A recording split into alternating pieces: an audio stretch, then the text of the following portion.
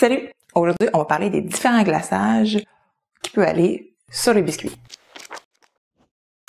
Je m'appelle Véronique, fondatrice de Biscuits Sugar, mais d'abord, je suis une créatrice de souvenirs sucrés avec mes biscuits décorés que j'envoie partout au Canada, mais aussi je vous aide à créer des souvenirs sucrés pour vos proches avec le cours en ligne de Biscuits 101 ou encore l'envoi d'images comestibles pour que vous créiez vos propres créations sucrées. Les gens sont toujours un peu surpris quand je leur dis que mon glaçage que j'utilise, qui est à base de sirop de maïs, j'utilise pas une glace royale. Donc, qu'est-ce qui peut être utilisé pour décorer des biscuits? Ce qu'on voit le plus souvent, c'est la glace royale. La glace royale, en fait, c'est un glaçage qui est fait à base de blanc d'œuf ou de poudre de meringue, qui est la poudre de meringue, c'est fait à base de blanc d'œuf, avec du sucre en poudre, parfois aussi de la crème de tarte, de l'eau et on l'aromatise.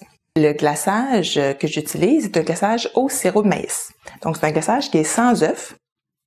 Il y a de l'eau, du sucre en poudre et on l'aromatise à son goût. Vous pouvez trouver la recette que j'utilise dans mon guide gratuit qui est dans la description sous cette vidéo. Et il y a aussi la possibilité de décorer avec de la pâte à sucre. C'est sûr que chaque glaçage a ses avantages et ses inconvénients. Personnellement, j'ai choisi la glace au sirop de maïs d'abord pour son goût et sa texture. Je trouve que c'est vraiment agréable en bouche. Par contre, ça prend beaucoup plus de temps à sécher, donc il faut être un peu plus patient.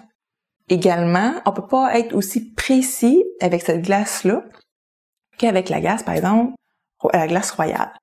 Donc, moi, je fais un mix des deux. Donc, la base, je vais prendre ma glace au sirop de maïs, puis je vais venir faire des détails avec la glace royale.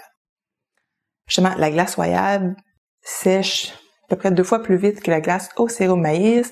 Vous pouvez écrire avec, faire des pochoirs, être beaucoup plus précis. Mais personnellement, je trouve qu'en bouche, c'est un petit peu moins agréable. Moi, je vise toujours à faire un biscuit là qu'on veut en manger, puis en manger, mais on veut pas s'arrêter d'en manger.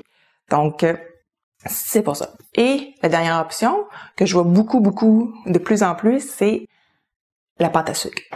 Dans le fond, la pâte à sucre, je pourrais dire qu'un enfant de 4 ans pourrait faire des biscuits comme ça, parce que dans le fond, ça ressemble un peu à la pâte de la modeler. Je dois avouer que je suis pas très chaude sur la pâte à sucre, là. Mais bon, l'avantage, c'est qu'on n'a pas besoin d'attendre plusieurs heures pour que ça sèche. Donc, c'est ça l'avantage primaire, ça va beaucoup plus vite. Mais personnellement, j'ai pas le goût, la texture que la pâte à sucre peut faire dans la bouche. Mais ce qui est le fun avec la pâte à sucre, c'est qu'on peut venir faire des petits détails. Un petit moule de fleurs, des feuilles, peu importe. Donc, ça va donner un petit élément de plus. Donc, faut pas s'arrêter des fois à une seule sorte de glaçage. On peut venir mixer les différentes sortes pour venir faire le design que vous voulez. J'espère que cette vidéo va vous avoir aidé à démystifier un peu les différentes sortes de glaçage et ce qui peut être utilisé pour les différentes techniques. Si vous avez aimé, n'oubliez pas de faire un petit thumbs up, partagez-la à vos amis, mais surtout, n'oubliez pas de vous abonner pour ne pas manquer aucune vidéo sur les biscuits ou encore les images comestibles. Sur ce, je vous dis à bientôt!